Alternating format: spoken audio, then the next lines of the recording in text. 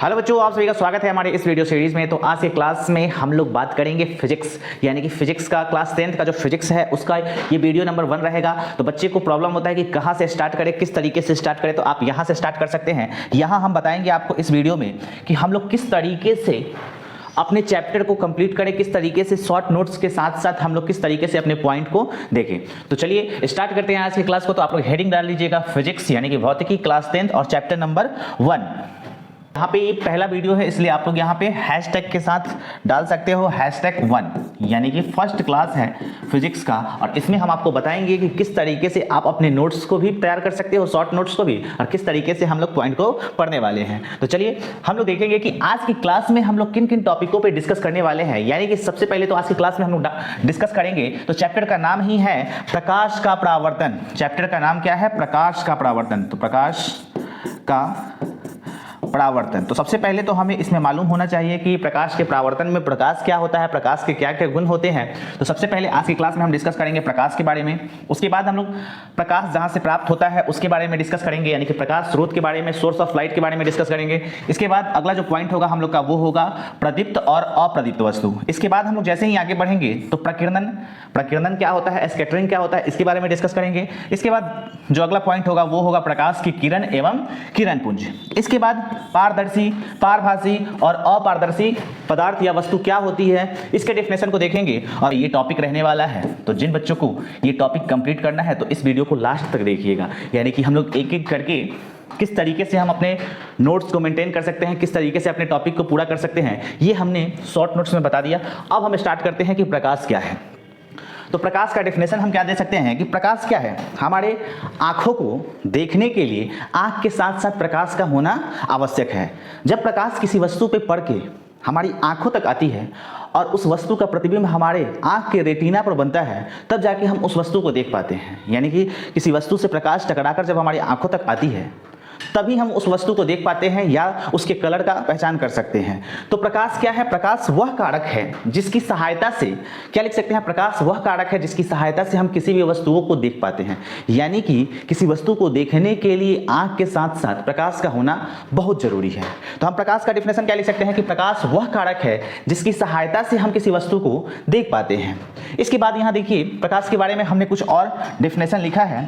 तो देखिए, वह विकिरण जो हमारी आंखों को संवेदित करता है प्रकाश कहलाता है। यानी कि वह विकिरण या वह किरण जो हमारी आंखों को संवेदित करता है, किसके लिए? देखने के लिए, ठीक है, उसे क्या कहते हैं? प्रकाश कहते हैं। आगे लिखा हुआ है कि प्रकाश ऊर्जा का वह प्रकार है जिसकी सहायता से हम वस्तुओं को देख पाते हैं। यानी कि प्रकाश क्या है? ऊर्जा का एक रूप है जिसकी सहायता से हम किसी भी वस्तु को देख पाते हैं। इसके बाद जैसे ही आगे आए तो प्रकाश एक प्रकार की ऊर्जा है। प्रकाश क्या है? एक प्रकार की ऊर्जा है जो हमारी आंखों में संवेदना उत्पन्न करती है, जो हमारी आंखों में संवेदना उत्पन्न करती है और जिससे हम वस्तुएं दिखाई देती है, यानी कि जिससे हमें कोई भी वस्तु दिखाई देती है। यानी कि आंख में प्रकाश क्या करता है? देखने की संवेदना उत्पन्न करता है, तभी हम किसी वस्तु को देख पाते हैं।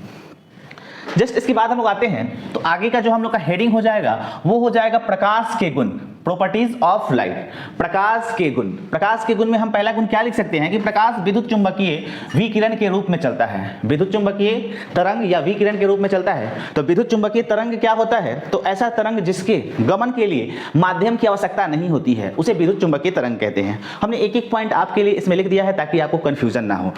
प्रकाश के बारे में और भी डिटेल से पढ़ना है हमें क्लास 11th 12th में, तो हम कोशिश करेंगे कि जितना आपको ज़रूरत है प्रकाश के बारे में उतना चीज़ बता दिया जाए, ताकि आप और भी आगे वाले क्लास में जाओगे तो और डिटेल से आपको पढ़ना ही है। लेकिन हम क्लास 10th के बच्चों के लिए टारगेट करके जितना पॉइंट उन्हें चाहिए वो चीज़, सारा चीज़ इसमें हमने लिखा है। और ये वीडियो उम्मीद करते हैं कि आप लोग लास्ट तक देखते हो तो आपको हर एक चैप्टर 1 का निचोड़ मिलने वाला है।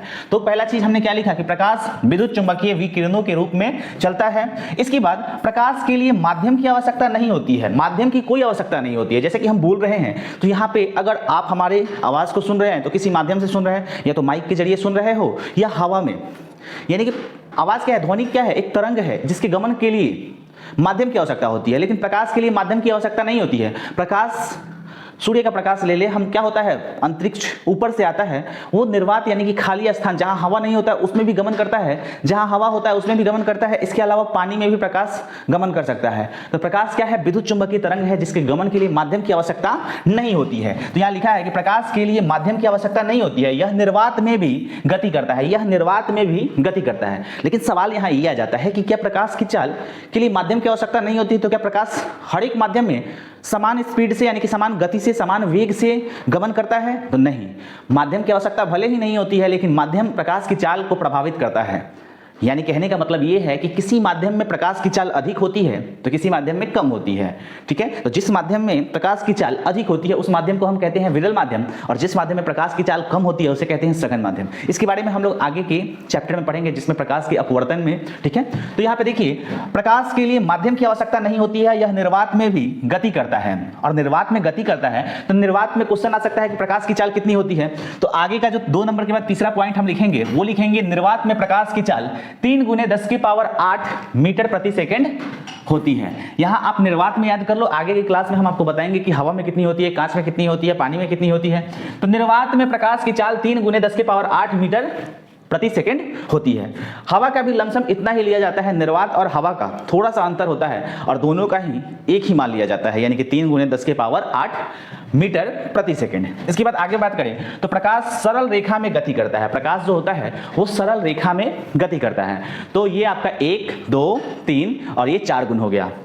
आगे हम 5वें गुण की बात करें तो 5वें गुण में आप लोग देख सकते हो, उम्मीद करते हैं कि आपको ये दिखाई दे रहा हो। 5वें गुण को हम किस तरीके से कह सकते हैं, देखिए यहाँ पे, तो जब प्रकाश एक पारदर्शी माध्यम से दूसरे पारदर्शी माध्यम में जाता है, यानी कि प्रकाश क्या है एक माध्यम से दूसरे माध्यम में जाता है तो उसकी चाल बदल जाती है। हमने अभी बताया कि क्या है प्रकाश की चाल, जो प्रकाश है वो माध्यम पे विद्युत चुंबकीय तरंग है और वो माध्यम किसी भी माध्यम में गमन कर सकता है। तो यहाँ पे प्रकाश की चाल एक माध्यम से दूसरे माध्यम में जाती है तो प्रभावित होती है, या तो चाल कम हो सकता है या तो अधिक हो सकता है। तो वही चीज लिखा है कि जब प्रकाश एक पारदर्शी माध्यम से दूसरे पारदर्शी माध्यम में जाता है तो उसकी चाल बदल जाती है, जिस कारण अपवर्तन की घटना प्राप्त होती है। किसकी घटना?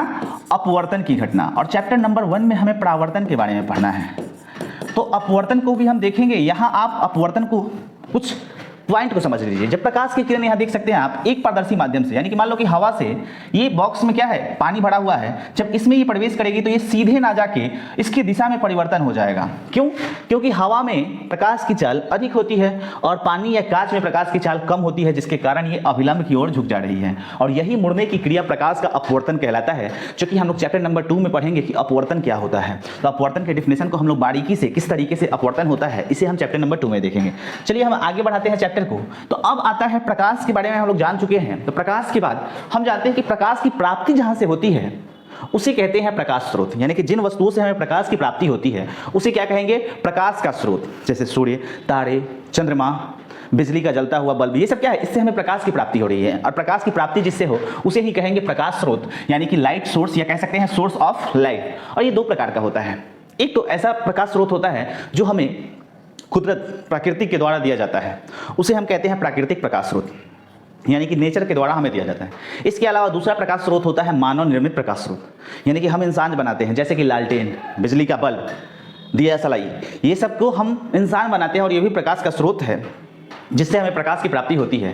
तो ये क्या हो जाएगा? मानव निर्मित प्रकाश स्रोत। तो प्रकाश स्रोत को हमने 2 भागों में बांटा है, एक हो गया प्राकृतिक प्रकाश स्रोत और दूसरा हो गया मानव निर्मित प्रकाश स्रोत। यानी कि प्राकृतिक यानी कि नेचुरल लाइट सोर्स और ये man made light source. Natural में कौन सा आ जाएगा? सूर्य, तारे, ये सब आ जाएंगे, और मानव निर्मित में बिजली का जलता बल्ब, लैंप, लालटेन, दिया सलाई, ये सब क्या हो जाएगा? तो मानव निर्मित प्रकाश स्रोत हो जाएंगे। तो उम्मीद करते हैं कि प्रकाश और प्रकाश स्रोत क्या होता है ये आपको क्लियर हुआ होगा। इसके बाद जैसे ही हम आगे चलते हैं तो हमें 2 प्रकार की वस्तुएं मिलती है, एक वैसी वस्तु जिससे प्रकाश उत्सर्जित होती है और एक वैसी वस्तु जिससे प्रकाश उत्सर्जित नहीं होती है, यानी कि ऐसा वस्तु जिससे प्रकाश निकलती हो। जैसे में हम ले लेते हैं बिजली का जलता हुआ बल्ब। बिजली का जलता हुआ बल्ब, उससे क्या हो रहा है? बल्ब से वो वस्तु है और उससे प्रकाश निकल रहा है। मान लेते हैं कि बिजली का बल्ब हम आपको बना के दिखाते हैं छोटा मोटा, ठीक है? ये बिजली का बल्ब है, अभी हम लोग विद्युत धारा प्रवाहित कर रहे हैं और यहाँ से प्रकाश निकल रहा है, यानी कि यहां से प्रकाश उत्सर्जित हो रहा है। तो ये एक वस्तु है और इस वस्तु से प्रकाश उत्सर्जित हो तो इसे हम कहेंगे प्रदीप्त या दीप्तिमान, और इंग्लिश में हम कहते हैं लुमिनस ऑब्जेक्ट। यानी कि जिस वस्तु से प्रकाश उत्सर्जित हो उसे कहते हैं प्रदीप्त या दीप्तिमान, यानी कि लुमिनस ऑब्जेक्ट। जिस वस्तु से प्रकाश उत्सर्जित हो यानी कि जिस वस्तु से प्रकाश निकलती हो उसे लुमिनस ऑब्जेक्ट कहते हैं। और यही बल्ब जब ये खराब हो जाएगा या विद्युत धारा रोक दिया जाए इससे, तो इससे प्रकाश उत्सर्जित नहीं होगी, तो यही बल्ब एक कंडीशन में क्या हो जाएगा, अप्रदीप्त, यानी कि जिस वस्तु से प्रकाश उत्सर्जित नहीं होती है, वो क्या कहलाता है, अप्रदीप्त वस्तु कहलाता है, यानी कि नॉन लुमिनस ऑब्जेक्ट कहलाता है। तो प्रदीप्त वस्तु और अप्रदीप्त वस्तु क्या होता है, तो प्रदीप्त का हमने आपको डेफिनेशन बताया, नोट कर सकते हो आप लोग। वैसी वस्तु जिससे प्रकाश उत्सर्जित होती है उसे क्या कहते हैं, प्रदीप्त वस्तु कहते हैं, और वैसी वस्तु जिससे प्रकाश उत्सर्जित नहीं होती है उसे अप्रदीप्त वस्तु कहते हैं। अप्रदीप्त वस्तु में हम कह सकते हैं टेबल, कुर्सी, बेंच, फैन, इसके अलावा और भी चीज जिससे प्रकाश उत्सर्जित ना हो, प्रकाश नहीं निकलती हो। और प्रदीप्त वस्तु में क्या हो जाएगा, बिजली का जलता हुआ बल्ब, सूर्य, तारे, जलता हुआ मरकरी इत्यादि। इनसे प्रकाश अगर उत्सर्जित हो रहा है, निकल रहा है, तो वो प्रदीप्त वस्तु की कैटेगरी में आ जाएंगे, और जिनसे प्रकाश नहीं उत्सर्जित हो वो अप्रदीप्त के कैटेगरी में आ जाएंगे। ठीक है, आगे चले तो आगे हम लोग देख सकते हैं प्रकीर्णन। अब ये प्रकीर्णन क्या होता है, तो सूर्य या किसी भी चीज से अगर प्रकाश आ रही हो तो वो क्या है, वातावरण के छोटे छोटे कणों से आकर टकराती है। कणों के द्वारा क्या किया जाता है कि कुछ उस प्रकाश की किरण के ऊर्जा को अवशोषित कर लिया जाता है, एब्जॉर्ब कर लिया जाता है, और बाकी को क्या किया जाता है, बाकी को आसपास ट्रांसफर कर दिया जाता है। जैसे कि गर्मी के दिनों में अगर आप एक बेंच पे बैठे हो, क्लासरूम में 5 बच्चे हैं, अगर किसी को प्यास लगा तो बोतल से पानी उठाएंगे और पिएंगे, फिर वो बचा हुआ जो पानी है वो दूसरे को ट्रांसफर करेगा, वो पी लेगा, उससे जितना होगा वो दूसरे को ट्रांसफर करेगा। ऐसी ही घटना प्रकाश के साथ होती है। प्रकाश का जो कण होता है, प्रकाश की जो किरणें होती हैं, वो जब सूक्ष्म कणों पर पड़ती है, यानी कि जो प्रकाश की किरण, सूर्य से आ रही प्रकाश की जो किरण होती है, ये जब सूक्ष्म कणों पर पड़ती है तो यहाँ पे ये सूक्ष्म कण के द्वारा क्या किया जाता है, पहले तो ऊर्जा को अवशोषित कर लिया जाता है, कुछ ऊर्जा के अंश को अवशोषित कर लिया जाता है, और बाकी को अपने आसपास के दिशाओं में ट्रांसफर कर दिया जाता है, यानी कि भेज दिया जाता है, इस तरीके से फैला दिया जाता है। इसी घटना को प्रकीर्णन कहते हैं। तो प्रकीर्णन का डेफिनेशन आप लोग देख सकते हो कि जब प्रकाश की किरण सूक्ष्म कणों पर पड़ता है तो वे कण उन पर पड़ने वाली प्रकाश की कुछ ऊर्जा को अवशोषित यानी कि एब्जॉर्ब कर लेती है, ठीक है, कर लेती है, फिर उसे चारों ओर विकिरित करते हैं, फिर उसे क्या करता है, चारों ओर फैला देता है। ठीक है, उसके बाद इसी प्रक्रिया को ही हम क्या कहते हैं, प्रकीर्णन यानी कि स्कैटरिंग कहते हैं। तो इसी घटना को क्या कहते हैं, प्रकीर्णन कहते हैं। तो उम्मीद करते हैं कि प्रकीर्णन आपको समझ में आया होगा। सूर्य से कोई प्रकाश की किरण आ रही है, वायुमंडल में जो धूल कण होता है, छोटे छोटे कण होते हैं, उन पे पड़ने के बाद, वहां से टकराने के बाद आप लोग देखते होंगे कि आपके घर के अंदर तक प्रकाश की किरणें आती हैं। तो वो क्या होता है, प्रकीर्णन की घटना के कारण होता है, यानी कि सूर्य की किरण बाहर है लेकिन आपके घर में भी उजाला यानी कि लाइट है, तो ये क्या हो रहा है, प्रकीर्णन की घटना हो रही है। तो प्रकीर्णन का आप डेफिनेशन लिख सकते हो। आगे चलेंगे तो प्रकाश की किरणें, प्रकाश की किरण क्या होती है, तो हम सिंपल सा क्लास 10 के लिए डेफिनेशन बोल सकते हैं कि सरल रेखा पर चलने वाली प्रकाश को प्रकाश की किरण कहते हैं। क्या कह सकते हैं, यहाँ पे हम आपके लिए डेफिनेशन लिख सकते हैं कि सरल रेखा पर चलने वाले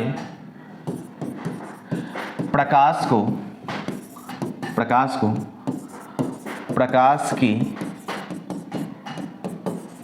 किरण, रे ऑफ लाइट, ठीक है, किरण यानी कि रे ऑफ लाइट कहते हैं। ठीक है, तो प्रकाश की किरणें क्या होती है, रे ऑफ लाइट क्या होता है, उम्मीद करते हैं कि आपको समझ में आया होगा। इसके बाद हम आगे चलते हैं, तो इसके बाद आगे हम बात कर सकते हैं किरण पुंज।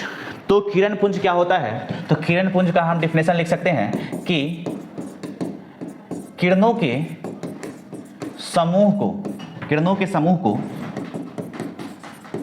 किरण पुंज यानी कि बीम कहते हैं।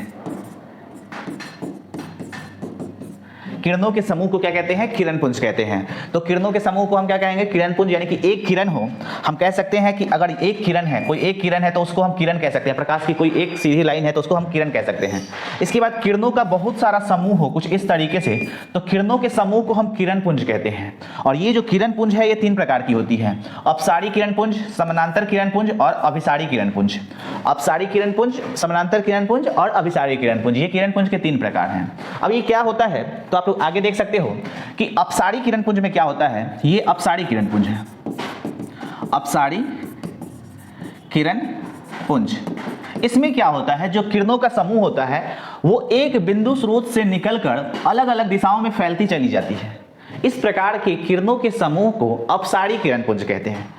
अब यहां आप देख रहे हो ये है समांतर किरण पुंज। क्या है?